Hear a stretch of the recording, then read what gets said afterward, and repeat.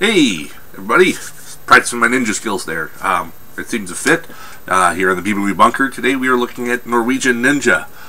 As someone who claims some Norwegian heritage and obviously has the ninja skills, Tiger Paw! I know that's Kung Fu and ninjas are Japanese. We're doing a mashup. This movie, it just, I don't know, it's, maybe you have to be Norwegian to get it. I mean, the movie itself, it's about, set during the Cold War, and you have Arne Treholt, who actually was a real person. He was actually convicted of espionage for passing classified documents to the Russians and Iraq. This is like an alternate history of Arne Treholt, and then what the story of him was. Apparently he was actually part of this ninja organization in Norway, run by the King of Norway, King Olaf, and he was battling against, these corrupt powers, pretty much run by this elite military regime or whatever it was, in all these Western countries that committed these terrorist acts, framing our enemies in the Cold War, and saying it was them.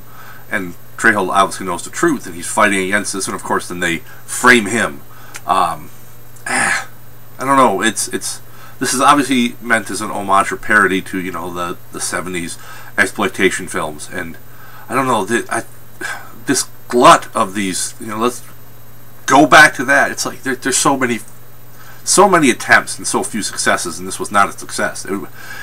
As an action film, it was nowhere near actioning enough. There was just not enough going on. As a parody, it wasn't funny enough. There was a couple moments where you chuckle, when he disappears and appears and puffs of smoke. That's kind of funny. Some of the use of the models was clever, for like the planes and stuff like that. But overall, it fell way short. So I'm not going to dwell on this much more. It wasn't that good. So scale of 1 to 10. Oh man. Let's stick with the possibly you have to be Norwegian to enjoy this. Lutefisk. This was like Lutefisk.